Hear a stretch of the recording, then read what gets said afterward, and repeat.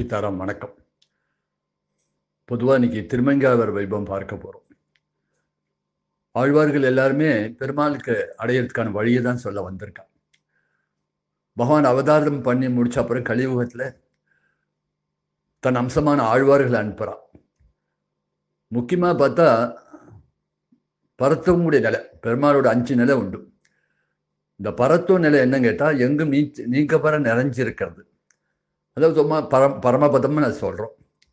அது எப்படின்னு கேட்டால் ஆகாசில் உள்ள கங்கை, ஆகாச கங்கை போல மேலே ஆகாசத்தில் பார்த்தா ஒரு நீர் கோத்துட்ருக்கும். மேகங்கள் மழை வரத்துக்கு முன்னாடி ஒரு நீர் கோத்துட்ருக்கும். மேகம் பார்த்தா குளிர்ச்சியாக இருக்கும். அது குளிர்ச்சியானா அந்த மழை அந்த மேகத்தை பார்த்தா நமக்கு சந்தோஷமாக இருக்கும். அந்த மேகத்துலேருந்து மழை பெஞ்சுன்னா அந்த மழையினால நம்ம லாபத்தை அடைவோம். அது போல தான் பரத்துவம் கூடிய நிலை மேலே இருக்கு. மேகம் போல இருக்கு, ஆகாச கங்கை போல இருக்கு. அதை பார்த்து நம்ம அதை பார்த்து ஆசைப்படலாம் தவிர அது கிடைக்கிறது அவனோட கிருப்பையில்லாத கிடைக்கணும். அது பரத்துவ நிலை. இந்த பரத்துவ நிலை எங்கும் நீக்கமர நிறைஞ்சிருக்கா அப்படிங்கூட பார்க்குற ஒரு ஞான பாவம் வேணும். அப்படி ஒரு நிலை இருக்கு. அந்த நிலையில ஈடுபட்டவர் யாருன்னு கேட்டால் சுவாமி நம்மாழ்வார் ஈடுபட்டார். நம்மாழ்வார் எப்பவுமே பரமபதம் அடையணும் கூட ஆசை இருந்தது. அதனால சூழ் விஷம் பனிமுகல் அப்படின்னு சொல்லி தூரியம் விழுங்கினன்னு சொல்லி இந்த பரமத யாத்திரையே ஒரு 10 பாசத்தில் சொல்றார். இருக்கும்போதே பரம யாத்திரை பண்ணி காமிச்சார். அவர் தாம் பரமபதம் போற மாதிரியும் பகவான் திருவடிக்கு போற மாதிரியும் ஒரு 10 பாஷன் அமைச்சார். அந்த பரமபதத்தில் அதிகமான ஊட்டமுடையவர் சுவாமி நம்மாழ்வார். அந்த மேகத்திலேருந்து மழை பெஞ்சதுன்னா அது லாபம். அது எப்படின்னு கேட்டால் அடுத்த நிலை இறங்குறான். பகவான் பார்த்தா எல்லாரும் பரமபதத்துக்கு வர முடியாது. சில கோடியில ஒத்தந்தான் நித்திய சூரியா அங்கே வரான். அப்போ இன்னும் மழையை பெஞ்சா எல்லாருக்கும் லாபம்னு நினைச்சான். இந்த மழை பெய்கிற மழை தான் முக்கியமாக அது வியூக நிலை பெறும்.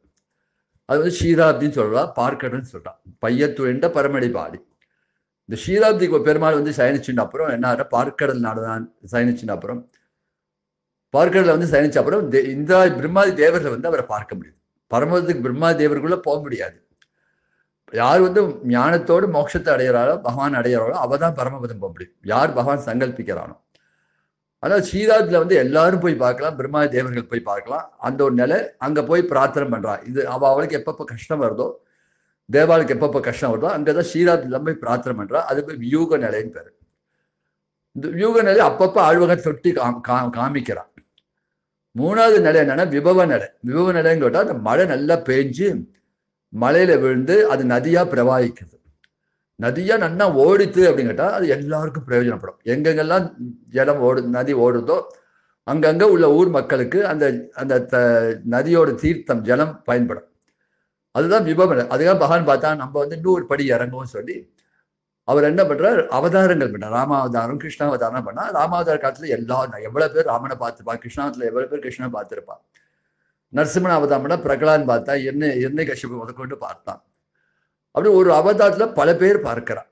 பல பேர் பார்த்து பல பேர் அதை அனுபவிக்கிறான். இது அவதார நிலை. 3வது நிலை இந்த அவதார நிலை. இந்த அவதார நிலத்துக்கு விபவ நிலைன்னு பேர்.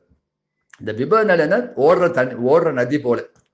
அந்த விபவ நிலை, அந்த விபவ அவதாரத்துல ஈடுபட்டவர் யாருன்னா சுவாமி குலேஷ ஆழ்வார், சுவாமி பெரிய ஆழ்வார், ஆண்டாள் போடுவாங்க. ராமாவதாரம் கிருஷ்ணாவதாரத்தை பரிபூர்ணமா ஈடுபட்டு அனுபவிச்சுட்டான். அதுக்கப்புறம் கேட்டா நம்ம நதிக்கரையில் இல்லை, நம்ம எங்கேயோ ஒரு இடத்துல இருக்கோம், நதி எங்கேயோ இருக்கு. ஆனா நம்ம ஊர்ல நதி இல்லை, நம்ம இருக்கிற இடத்துல நதி இல்லை. அப்ப என்ன பண்றது, நம்ம பூமியிலேருந்து தான் ஜலத்தை எடுத்தாகணும். அப்ப நம்ம என்ன பண்ணுறோம், ஒரு போர் போட்டு பூமியை குடைஞ்சு அதுலேருந்து பூமியிலேருந்து ஜலத்தை உறிஞ்சு தண்ணி எடுத்துக்கிறோம். அதுக்கு தான் அந்தர்யாமியும் கூட இல்லை. அந்தர்யாமின்னா இதயத்துல பகவான், எல்லாருக்குமே இதயத்துல பகவான் இருக்கான்.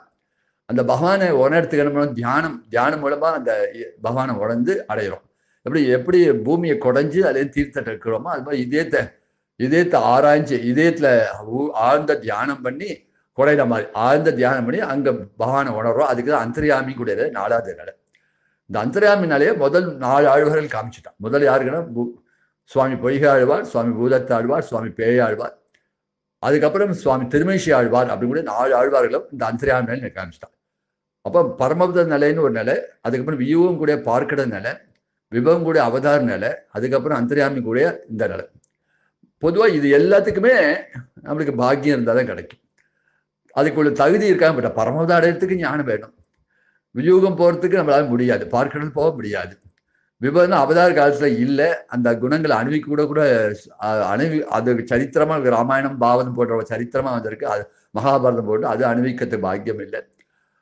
அந்தராமி கூட தியான சக்தி இல்லை. அப்ப நம்மளுக்கு என்னதான் பண்ண முடியும்? மற்ற சம்சாரிகளுக்கு பகவான் எடுத்துக்கு என்ன வேணும்னா கடைசியில பகவான் இன்னும் இறக்கப்பட்டு அச்சாவதார நிலைன்னு சொல்லி அங்கங்க கோயில வந்து தன்னை பிரகாசப்படுத்தினார். கோயில வந்து ஒரு சிலா விக்கிரகமா, சிலன்னு சொல்லக்கூடாது, அச்சைன்னு சொல்லுவாரு. சிலா விக்கிரகமா அச்சையா வந்து பிரகடனம் பண்ணி, நான் இங்க இருக்கேன் பா, ஸ்ரீரங்கத்துல ரங்கநாதனா இருக்கேன், திருப்பதி ஸ்ரீனிவாசனா இருக்கேன், காஞ்சிபுரத்துல வரதராஜனா இருக்கேன், தன்னை காட்டிக்கிறா இருக்கேன்.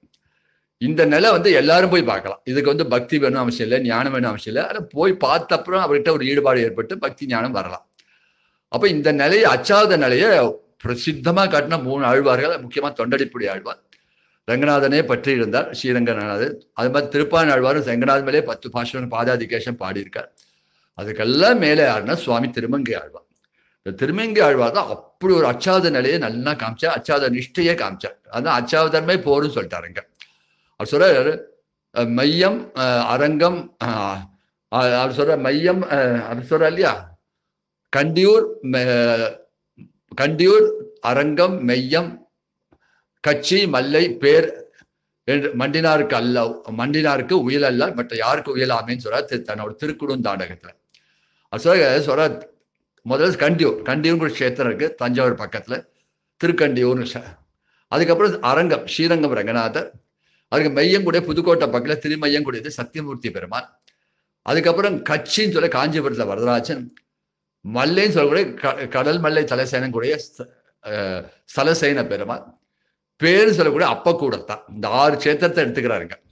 அப்பக்கூடத்தான வந்து பெருமாள் அப்பால் ரங்கனார்களே, இந்த மண்டினார் அல்லால், மண்டினாருக்கு உயல் அல்ல, மற்ற யாருக்கு உயலாமே. இந்த பெருமாளோட கஷேத்திரத்துல போய் ரங்கநாதனையோ, ஒரு சத்தியமூர்த்தியோ, ஒரு காஞ்சி வரதராஜனையோ, இல்ல அப்பக்கூடத்தால் போய் அந்த அப்பால் ரங்கனை பார்த்தவாளுக்கு அவளை போய் மண்டிட்டா, அந்த பெருமாளை மண்டிட்டா, அது தவிர வேற யாரு உயலல்ல, மற்ற யாருக்கு உயலாமைக்கிறா. அவ வந்து பெருமாள்கிட்ட போய் அண்டி பெருமாளுக்கு ஆட்பட்டு பெருமாளுக்கு அங்க கஷேத்திரங்களை கைங்கரியம் பண்ணா, அதை காட்டிலும் வேற உயரத்துக்கு என்ன வழி இருக்கு? மற்ற யாரு உய்ய முடியும்? அந்த பெருமாளை போய் கோவில கூட பெருமாளை போய் பார்க்க மாட்டேன், பெருமாள்கிட்ட ஈடுபட மாட்டேன், பெருமாளுக்கு ஆட்பட மாட்டேன், பெருமாளுக்கு கைங்கரியம் பண்ண மாட்டேன்னு சொன்னா வேற உயரத்துக்கு வழியே கிடையாது. அப்ப உயரத்துக்கு ஒரே வழின்னா நம்மளுக்காக தான் பெருமாளுக்கு திருக்கோயில வந்து பல நாமங்களோட வந்திருக்கார், பல ஊர்ல வந்திருக்கான்னு சொல்லி இந்த திவ்ய தேசத்து மேல ஒரு நாட்டம். அதனால இந்த ஆழ்வார் பாடி என்ன பண்ண, ஒரு இடமா தேடி தேடி தேடி தேடி போய் இந்த ஆழ்வார் அப்படி பெருமாளை பாடியிருக்கார். முக்கியமா அதான் ஆரம்பத்திலேருந்து பார்த்தா திருப்பிருதையும் கூடிய, இன்னைக்கு அது வந்து அப்படி திருப்பதிலேருந்து ஆரம்பிக்கிறாங்க. திபெத்ல இருக்காது, இமயமலை மத்தியில இருக்கக்கூடிய அந்த கஷேத்திரம். இப்ப அதை ஜோஷி மத்தின்னு இப்ப மாத்தி சொல்றோம். அது திருப்பதிலேருந்து ஆரம்பிச்சு திருப்பிருதி, அதுக்கப்புறம் வந்து அதுக்கப்புறம் பத்ரிகாசிரமம், அதுக்கப்புறம் சாலிகிராமம், அப்புறம் நைமிஷாரண்யத்திலேருந்து ஆரம்பிச்சு, அப்புறம் அகோபிலிபுரம், திருப்பதின்னு ஆரம்பிச்சு திவ்ய தேசம் முழுக்க கிட்டத்தட்ட ஒரு 82 திவ்ய தேசங்களை மங்களாசாசனம் பண்ற பேரு அந்த ஆழ்வார் திருமங்கை. அதுல வந்து முக்கியமா 46 திவ்ய தேசம் இவர் மட்டுமே மங்களாசம் பண்ணது. இவர் 46 திவ்யதேசம் இவர் பாடலைன்னா அந்த 46 திவ்யதேசம் ஆயிருக்காரு. பொதுவாக பல கஷேத்திரங்கள் 46 திவ்யதேசங்கள் இருக்கு இல்லையா? இன்னைக்கு பக்கத்துல சென்னை பக்கத்துல திருவள்ளூர் கஷேத்திரம், திருவள்ளூர்ல யார் பாடியிருக்கான்னு கேட்டா திருமங்கை ஆழ்வார் மட்டுமே பாடியிருக்கார். அப்ப அந்த 46 திவ்யதேசங்கள் இவர் பாடாட்டா 46 திவ்யதேசங்கள், இப்ப 108 திவ்யதேசங்களை 46 திவ்யதேசம் இவர் மட்டுமே பாடியிருக்கார். மற்ற ஆழ்வார்கள் பாடின பாசங்களோட இவரும் பாடினது 36 திவ்யதேசங்கள். அப்படி பார்த்தா 82 திவ்யதேசங்கள் இவர் மங்களாசாசனம் பண்ணியிருக்கார். ஆனா இந்த திவ்யதேசத்துக்கு அவர் என்ன சொல்றார், கோவிலில் போய் பெருமாளை போய் பார்த்து அணுவிங்கோ, அவன் புறப்பாடுகளை போய் செய்வீங்கோ, முடிஞ்சா அவனுக்கு ஆட்பட்டு கைங்கரியம் பண்ணுங்கோ. இதை காட்டிலும் உயரத்துக்கு என்ன வழி, பெருமாள் அடையத்துக்கு என்ன வழின்னு சொல்லி இதுதான் இந்த விசிஷ்டாத்வைத சித்தாந்தமாவே பின்னாடி அமைஞ்சது சுவாமி ராமானுஜருக்கு. அப்ப பெருமாள் கோயிலில் உள்ள பெருமாள்கிட்ட போய் ஆட்பட்டு கைங்கரியம் பண்ணி பெருமாள் உற்சவங்கள்லாம் பார்த்து ஆனந்தப்பட்டு, அதுவே தனியா ஒரு தியானம் வேண்டாம், தனியா ஒரு பக்தி வேண்டாம், அதுவே பக்தி, அதுவே எல்லாமே பண்ணின்னு சொல்லி இந்த கோவில் பெருமாளை அச்சாதாரத்துல ஊட்டணும். அதனால்தான் இவர் அப்பேற்பட்ட ஒரு ஆழ்வாரா இருந்தார். முக்கியமா அதை அந்த திருமங்கை ஆவார். வாழி பரகாலன் வாழி கைகன்றி வாழி குறையலோ வாழ்வேந்தன் வாழியரோ மாயோனே வாழ்வழியால் மந்திரம் கோல் மங்கியர்கோன் தூயோன் சுடமான வேன்னு சொல்லி சுவாமி எம்பெருமானார் சுவாமி ராமானுஜர் இவருக்கு ஒரு தனியன் பாடுறார். வாழி பரகாலன், எதிரிகளுக்கெல்லாம் யமன் போல இருந்தார், பெரிய ஒரு சிற்றரசன் போல இருந்தவர், அவர் சேனாதிபதியா இருந்தவர். எதிரிகளுக்கெல்லாம் யமன் போல. வாழி பரகாலன் வாழி கழிகன்று, இவருக்கு வந்து கலியனும் பேர் உண்டு. பெருமாளே நம் கலியனோன்னு பின்னாடி சொல்ல போறேன். ஆனால் கலிகன்றின்னு ஒரு பேர் உண்டு. குறையில திருக்குறையில வந்து அவதாரம் பண்ண திருக்குறளும் கூட இந்த சீர்காழி பக்கத்தில் திருநாங்கூடி திவ்யதேசங்கள் அது அந்த பிரதேசத்தை விட குறையுள்ள அவதாரம் பண்ணார். பெருமாள்கிட்ட இருந்து மந்திரோபதேசம் பெற்றார். பெருமாளே வந்து அவருக்கு வந்து அஷ்டாட்சத்தை உபதேசம் பண்ணார். எப்படின்னா வால்வழியால் வாளால மிரட்டி அந்த மந்திரம் எல்லாரும் கை கட்டி வாய் போட்டு தானே பெருமாள்கிட்ட போய் மந்திரோபதேசம் பண்ணிப்பார். இதில் வாளால மிரட்டி பெருமாள்கிட்ட இருந்து மந்திரோபதேசம் பண்ணிட்டார். மங்கே இருக்கும் திருமங்கை கூடிய தேசத்தை ஆண்டதுனால இவருக்கு மங்கே இருக்கும். தூயோன் சுடமானி ரொம்ப சுத்தமானது. என்ன சுத்தம் கேட்டா பெருமாள் கைங்கிறதுக்கு என்ன வேணா பண்ணான். பெருமாளோட ஸ்ரீரங்கம் மதில் கைங்கரியம் பண்ணியானோ கிட்ட 1008 வைஷ்ணவாளுக்கு அமுது படைச்சானோ அதுக்கு என்ன பண்ணினான்னு கேட்டா கொள்ளடிச்சவன். கொள்ளடிக்கு தப்பு இல்லையா, திருடு தப்பு இல்லையா, திரு தப்பு தான். ஆனா அந்த காசு என்ன, அதுக்கு ஒரு நோக்கம் என்ன கேட்டா பெருமாள் கைங்கரியம் பண்ணும், பெருமாளோட கோவில் மதில் கட்டணும், பக்தாளுக்கு அமுது படைக்கணும் கூடிய பெரிய நோக்கத்துக்காக உயர்ந்த நோக்கத்துக்காக கொல்ல கூட அடிச்ச. அதனால இவன் மனசு ரொம்ப இவரோட ஹிருதயம் ரொம்ப மனசு வந்து தூயமா இருக்கும். தூயமான சுடமான வேல் கையில ஒரு வேல் வச்சுட்டு இருப்பார்.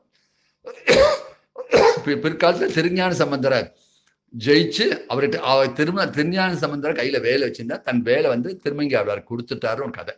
அதான் கையில வேலோட தரிசனம் கொடுக்கக்கூடிய திருமங்கி ஆழ்வாரை நான் சோஸ்திரம் பண்றேன் கூட இந்த தனியனை சொல்றேன். அப்ப இப்படி திருமங்கி ஆழ்வார் வந்து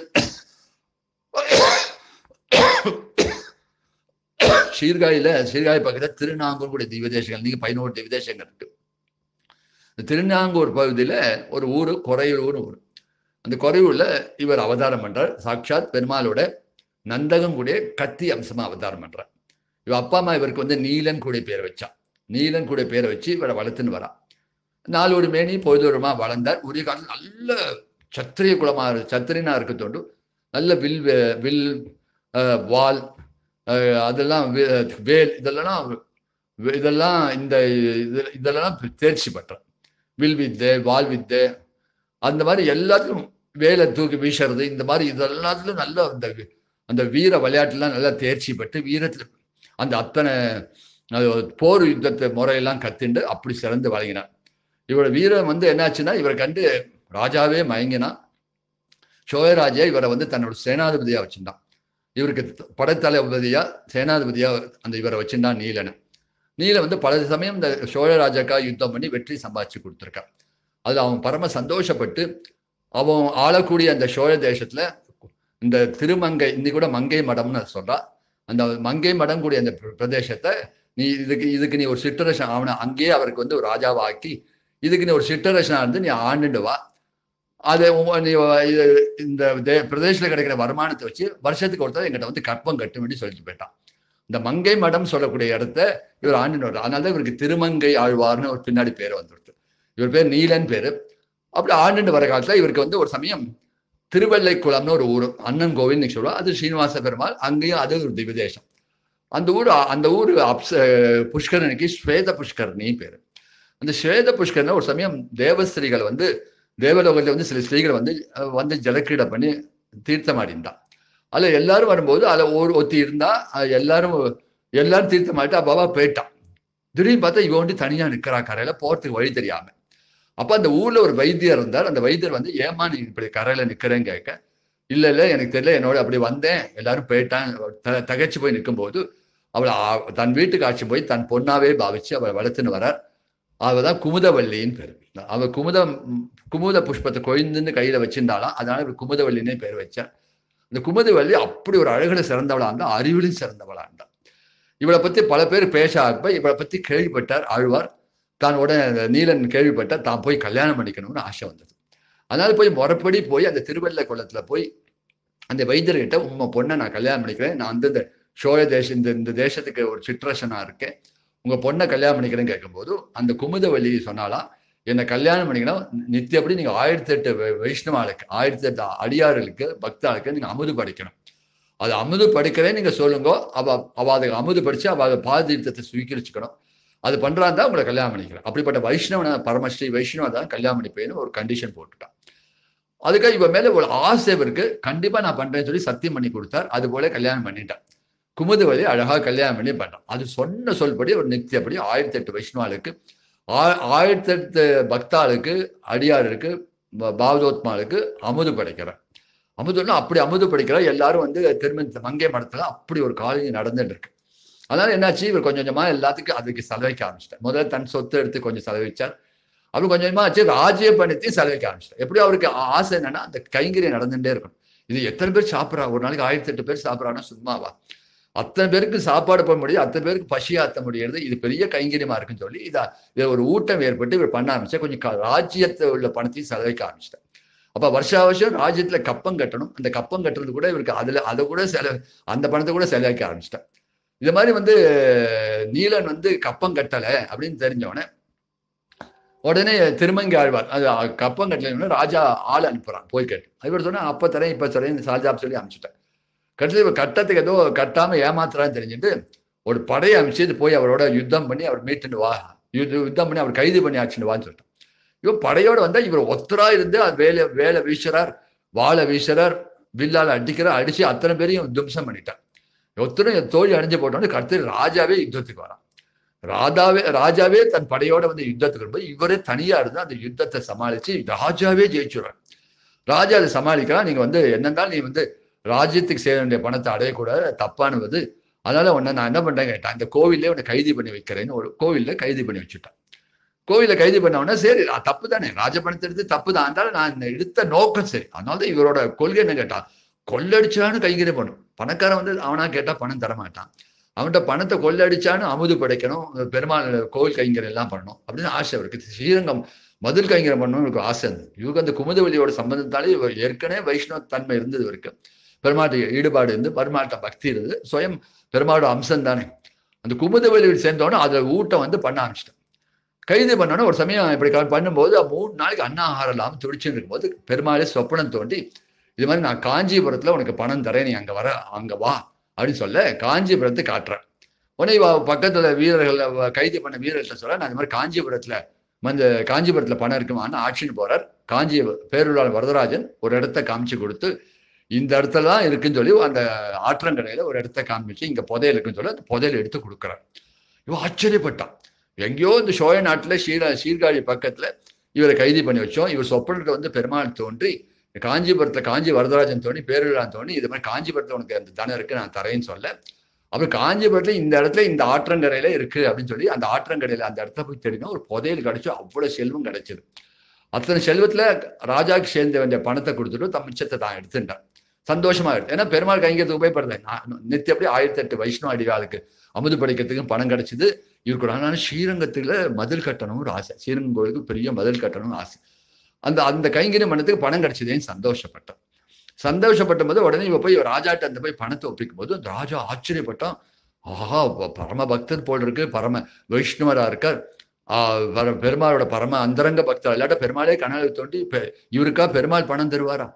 அப்ப இவருக்கா பெருமாள் பணம் தருவாரா? இவர் பெரிய பக்தர், இவரை நம்ம கைது பண்ணது நமக்கு அபச்சாரம் ஓடி மன்னிப்பு கேட்கறான். அந்த இழுத்த அவன்கிட்ட கொடுத்தப்படுத்தி நீங்களே வச்சுக்கோன்னு சொல்லிட்டான். நீங்களே வச்சுன்னு இந்த காரியத்தை கைங்கரியத்தை பண்ணுங்க சொல்ல பரம சந்தோஷமாயி அதை வச்சுன்னு கைங்கரியம் பண்ணிட்டே வர.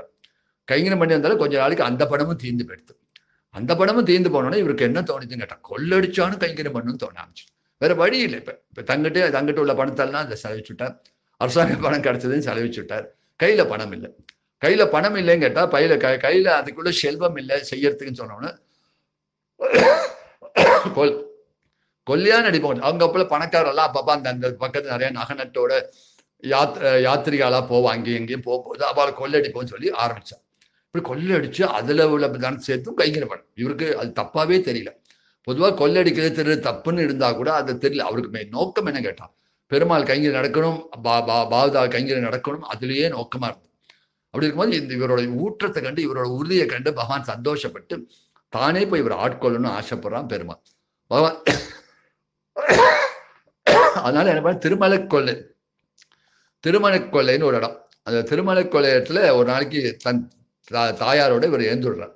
கல்யாண கோலத்தோட சாட்சாத் பெருமாள். இன்னைக்கும் கல்யாண ரங்கநாதனே பேர். இவரோட ஊர் திருநகரின்னு ஒரு க்ஷேத்திரம். இன்னைக்கும் பார்த்தா திருநகரி அழகான திருமங்கையாளர் பார்க்கணும், திருநகரில போய் சேவிக்கணும். திருநெல்வேலின்னா அழகான திருமேனி. அப்படி நேரம் பார்த்தா பிரத்யட்சமா திருமங்கையாழ்வார் நிக்கிறமா இருக்கும். அப்பேற்பட்ட அழகான திருமேனி வருவார் திருநகரியில. அந்த திருநெல்வேலி பெருமாளுக்கு என்ன பேருன்னா கல்யாண ரங்கநாதன் பேர் அவருக்கு. கல்யாண ரங்கநாதன் கல்யாண குளத்திலே வந்தார். அவர் தான் திருநெல்வேலி பெருமாள் தான். பக்கத்துல திருவாளின்னு கூட திவதேசம், அங்க நரசிம்ம பெருமாளா இருக்கார். திருவாடி வயலாளி மணாளன் சொல்ற வழக்கம். இந்த வயலாளி பெருமாள் என்ன பண்ணாருன்னா, தான் ஒரு கல்யாண வேஷம் போட்டுண்டு தானும் தாயாரமா சர்வாலங்கர பூஷித்தா தாயாருக்கா, இவரும் நிறைய நகைகளை போட்டுண்டு அந்த கல்யாணத்துல உள்ள அந்த பட்டெல்லாம் கட்டிண்டு அந்த உள்ள மஞ்சளோட போட்டு அந்த மங்கள திரவியங்களோட சீர் எடுத்து பாடிண்டு இவெல்லாம் கல்யாண கோலத்துல இவ வரும்போது எதாச்சும் இவரை கொள்ளடிச்சுட்டு வரும்போது பார்த்தா நல்ல ஒரு கல்யாண கோஷ்டி வருது. அழகான மாப்பிள்ளை பொண்ணு நிற்கிறா, நிறைய ஆபரணங்கள் போட்டுன்னு இருக்கா. அதை நம்ம களவாடினா நம்ம கவலையில ரொம்ப நாளுக்கு அது அமுத படிக்க முடியும், பெருமாள் கைங்கரியம் பண்ண முடியாது, போய் களவாட போறேன். களவாட போய் மிரட்டுறார். அதனால இங்க சொல்ற வால்வழியால் மந்திரங்கொள், வாழை காட்டி மிரட்ட, உனக்கு குத்திருவேன், உனக்கு கொலை பண்ணின குடு அப்படின்னு சொன்னா எல்லாம் பயந்துட்டு தாயார் அவசர அவசரமா தன்னோட எல்லாமே தான் போட்டு அத்தனை நகையும் கட்டி தாயார் பயந்து கொடுக்குறான். தாயார் வந்து பெருமாளும் கொடுக்குறார். பெருமாள் எல்லாம் கொடுத்து எல்லா நகையும் பார்க்க எல்லா நகையும் கட்டி மூட்டை கட்டிட்டான். கடைசியில் பார்த்தா ஒரே நகை பெருமாள் காலில் இருக்கு. அது போய் காலாழின்னு பேர். காலில் ஒரு மெட்டி மாதிரி போட்டுருக்கு. கல்யாணம்னா அந்த காலத்தில் புருஷாலும் மெட்டி போட்டுக்கிற வழக்கம். இந்த காலில் ஒரு ஆழி போட்டுருக்க, காலை மெட்டி போட்டிருக்க, அதை கேட்டணும், அதை ஒண்டி கயட்டணும், அதையும் கயட்டணும்னு சொல்லி பார்க்குறாரு. கையால் எடுத்துக்கிற அவர் அப்பேற்பட்ட வலிமை உடையவர், அப்பேற்பட்ட பலசாலியான இந்த இவருக்கு கயட்ட முடியல. உடனே தன் வாயை வச்சு பல்லால கரண்டுறான், பல்லால கயட்டுறான், பல்லால பிடிச்சி இழுக்கிறார். பல்லால பிடிச்சி இழுக்கும் போது பெருமாள் சிரிச்சுக்கிறாரா, நம் கலியனும், கலியன்னா மிடுக்கு உடையவன் அர்த்தம். ரொம்ப மிடுக்கு உடையவனை தான் கலியன்னு சொல்லுவான். அதனால அவர் தான் முதல்ல பேர் சொல்றார், நம் கலியனும். அப்ப பெருமாளோட திருவடியில விரல்ல வாய் வச்சு அந்த பல்லால் அவர் இழுக்கும் போது அந்த திருவடி சம்பந்தம் கிடைச்சிடுது இல்லையா, அதுவே பெரிய பாக்கியமாச்சு. உடனே அவர் பெருமாள் செஞ்சு அப்பயும் கழட்ட முடியல. அப்புறம் கடைசியில வந்து பல்லால கழட்டுட்டார். அவனை கழட்டி கடைசியில எல்லாம் மட்டும் ஒரு மூட்டை கட்டி தூக்க முடியல. அந்த மூட்டையை அவ்வளவு நகைக்கு கிடைச்செடுத்து, பெருமாள் தாயாரோட ஆபரணங்கள் முழுக்க கிடைச்செடுத்து அது தூக்க முடியாம சிரமப்படும் போது உடனே அவர் பார்த்து பெருமாள் சிரிக்கிறார், தூக்க முடியாது. அது பார்த்தா இவர் ஏதோ மந்திரவாதி போல இருக்கு, இவன் பெரிய மந்திரம் ஏதோ பண்ண, என்ன ஏதாவது மந்திரம் பண்ணிருக்கா, ஏன் என்னால எது வேணா தூக்க, மலையே கூட நான் தூக்கிடுவேன், அவ்வளவு வலிமை உடையவன்னா, பெரிய பாறாங்கல்ல தூக்குவேன், இந்த ஒரு நகமூட்டை என்னால் தூக்க முடியலையே அப்படின்னு கவலைப்பட்டு ஏதாவது மந்திரம் பண்ணிருக்கா. இவ்வளோ பெருமாளும் சிரிச்சுக்கிறார், அவரை பார்த்து சிரிக்கிறார். இவ்வளவு நகை பறி பண்ணோன்னு அவருக்கு ஒரு வருத்தம் இருக்கணும் இல்லையோ, தாயார் வேணா பயப்படாத, பெருமாள் சிரிக்கிறார். ஆனா அவர் பார்த்த ஒரு சந்தோஷம், அப்படி ஒரு வைபவத்தோட இருக்க திருமங்கி ஆழ்வார்.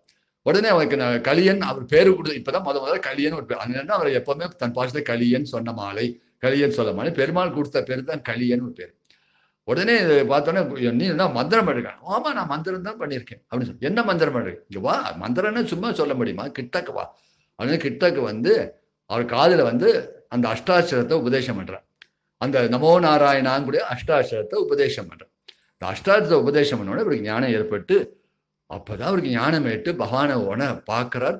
பகவானோட தரிசனம் கிடைச்சது, பெருமானோட தரிசனம் கிடைச்சோடனே ஞானம் ஏற்பட்டு முதல்ல அந்த பாசனம் பாடுற பெரிய திருமொழியில முதல் பாசனம், வாடினேன் வாடி வருந்தினேன் மனத்தால் பெருந்துயிர் இடும்பையில் பிறந்து கூடினேன் கூடி இடைவர்த்தம்மோடு அவர் தவும் கலவியே கருதி ஓடினே ஓடி உயிருதோர் பொருளால் உணர்வென்னும் பெரும்பதம் தெரிந்து நாடினேன் நாடி நான் கண்டு கொண்டேன் நாராயணா என் நாமும். அதை சொல்ற வாடினேன் வாடி, வாட்டம், எது வாட்டம், உடம்பு வாட்டணும், உடம்பு நல்ல புஷ்டியா இருக்கு, நல்ல இதா இருக்கு, உற்சாகமா இருக்கு உடம்பு. எது வாடுத்த, ஆத்மா வாடி, ஆத்மா எப்பவுமே வாடித்தர பிரகாசமா இல்லாம இருக்கும். இந்த பிரகாசம் இல்லாம இருக்கிறதுனால தான் நம்ம உலக விஷயத்திலே ஈடுபட்டு பகவான் நினைக்காமே இருக்கும். ஆத்மாவில் வந்து ஒரு பிரகாசம் இருந்தது, புஷ்டி இருந்ததுன்னா, ஆத்மா வந்து பிரகாசமா புஷ்டியா இருந்ததுன்னா அது எப்பவுமே பகவத் ஸ்மரணையில தான் கொண்டு விடும். ஏன்னா ஆத்மாவே பகவான் தானே. அதனால இதனால் வந்து நான் ஆத்மாவை போஷிக்காம சரீரத்தையே பலத்தையும் நம்பியிருந்தேன். வாடினேன் வாடி வருந்தினேன் மனத்தால், மனசால எவ்வளவு வருத்தம், உலகத்துல வந்து இவ்வளவு ஒரு பொருள் தேடுறதுக்காக நான் எவ்வளவு கஷ்டப்பட்டிருக்கேன், அதுக்காக எவ்வளவு மனசு வருத்தப்பட்டிருக்கேன். வருந்தினேன் மனத்தால் பெருந்துய் இடும்பையில் பொருந்து. அதனால இந்த உலகத்துல பிறந்து நிறைய பாவங்களை தான் செஞ்சேன். எத்தனை பேரை கொலை பண்ணியிருக்கேன் யுத்தம் பண்ணி, அதெல்லாம் பாவம் தானே, பெருந்துயிர். அதனால எனக்கு திருப்பி பிறப்பு வரும்னு தெரியும். பெருந்துயிர் இடும்பையில் பிறந்து, பெரிய துயரத்தக்கூடிய இந்த பிறவி, அது இடும்பெல்லாம் இந்த இடும்பையில் பிறந்து, சரி வந்த அப்புறமான உன்னை நோக்கி பக்தி பண்ணேன்னா உன்னை உடஞ்சானங்கடா. கூடினேன் கூடி இளையவர்த்தம்மோடு, என்னோட மேல்பட்டவளோட பழகல, உன்னை நினைக்கூடிய மகாத்மாக்களோட பழகாம சின்னவாளோடய பழகல. கூட இளையவர்த்தம்மோடு, இளையவர்னா மனைவி சேர்த்து சொல்றேன். இவன் இந்த மனைவி இவன் மேல ஆசைப்பட்டு தானே இவளுக்காக இத்தனை காரியம் செய்ய ஆரம்பிச்சேன். அதனால இவளுக்கு செஞ்ச காரியம் நல்ல காரியமா இருந்தாலும் அதுக்காக தான் பெருமாள் வந்திருக்காரு. அதனால இளையவர்த்தம்மோடு, அவன் மேல உள்ள ஆசைனாலே, அவன் மேல உள்ள காதல்னாலே இளையவர்த்தம் அவர் தவறும் கலவியே கருது, அவ கொடுக்குற அந்த சுகத்தை சுகத்தையை கருதி நான் இத்தனை காரியம் செஞ்சேனே அப்படின்னு சொல்றாரு. இப்ப கொஞ்சம் பச்சாதம் ஓடி இப்ப புரிஞ்சுட்டேன். நீ இப்ப நேரம் நீயே தடுத்தாட்கொண்டு எனக்கு தரிசனம் கொடுக்குற. ஓடி உணர்வனும் பெரும்பதம் தெரிந்து அப்பதான் தெரியுது, ஆஹா இத்தனை வீணாக்கிட்டேன். இனிமே எதை நோக்கி நான் ஓடணும்? நான் பணத்தை நோக்கியோ உலகத்தை சுகத்தை நோக்கியோ தான் ஓடணுமா? நான் ஓடக்கூடிய எது அப்படின்னு கேட்டா உணர்வனும் பெரும்பதம். இப்பதான் உணர்ந்தேன், பகவானை நோக்கினா நான் போகணும், பகவானா அடையணும், அந்த பிறவியோட நோக்கம் அதுதானே, பெருமாளுன்னா அடையணும் அப்படின்னு சொல்லி உணர்வனும் பெரும்பதம் தெரிந்து இப்ப புரிஞ்சுட்டேன். இப்பதான் அப்படி ஒரு ஞானம் ஏற்பட்டு அந்த ஞானத்தோடு இப்ப ஆழ்வார் ஆயிட்டேன். இதுக்கு முன்னாடி வரைக்கும் அவர் பெரிய கல்லர், பெரிய ஒரு சத்திரியன், பெரிய ஒரு சித்தரசன், ஒரு ராஜா. ஆனா இப்ப என்ன கேட்டா ஆழ்வார் ஆயிட்டேன். பெருமாளோட கட்டாட்சத்தினாலும் பெருமாளோட அனுகிரகத்தினால பெருமாள் ஆட்கொண்டதுனாலையும். அப்பதான் நாடி நான் கண்டு கொண்டேன். இப்போ உனக்கு உன்னை நாடனும் கூடிய புத்தி எனக்கு வந்துருது, உன்னையே ஆசிரிக்கணும், உனக்கே கைங்கரியம் பண்ணக்கூடிய புத்தி வந்துருது. நாடி நான் கண்டு கொண்டேன் நாராயணா என்ன நாம். அதுல சொல்ற நாராயணன் கூடிய நாமத்தை தெரிஞ்சுட்டே சொல்லி ஒண்ணு பகவான் அடையத்துக்கு வேற ஒண்ணுமே வேண்டாம், நாராயணா நான் சொன்னா போறோம். நாராயணா உணர்ந்து சொல்லணும். இந்த நாராயணா கூட நாமத்தை சொன்னா பகவான் என்ன நிச்சயம் சேர்த்துப்பார். இந்த நாராயண நாமமே அவன் கிருப்பையால் தானே வருது அப்படின்னு நினைச்சுன்னு சொல்லணுமா.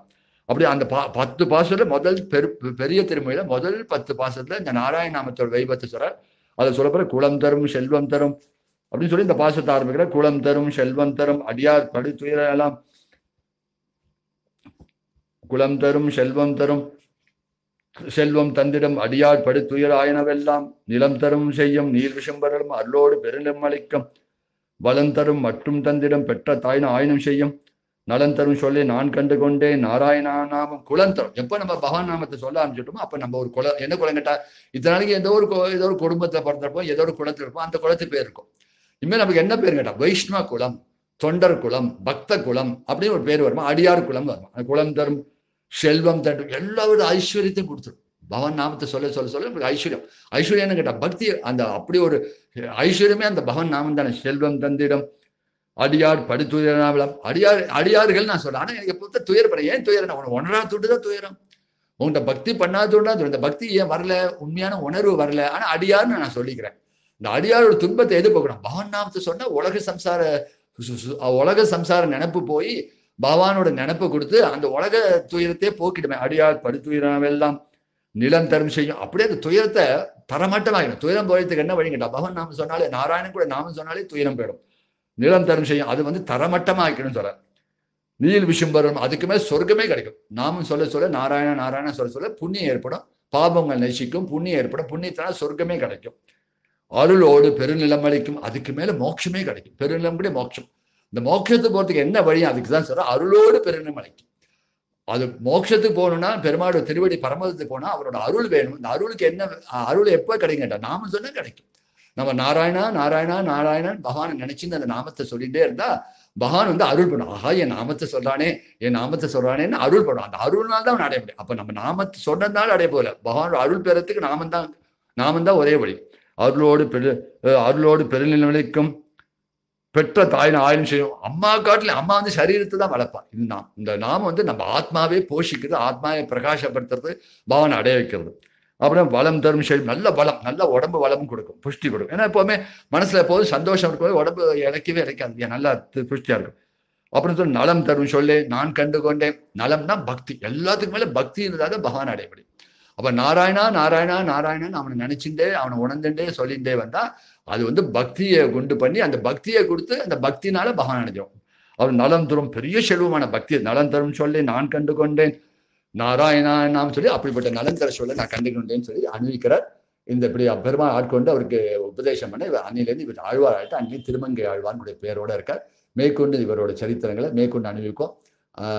சுவாமி திருமங்கை ஆழ்வார் திருவள்ளியே சரணம். சீதாராமன் கிருபையால கிடைச்சது. குருநாதனுக்கும் ஸ்ரீராமார்ப்பணம்.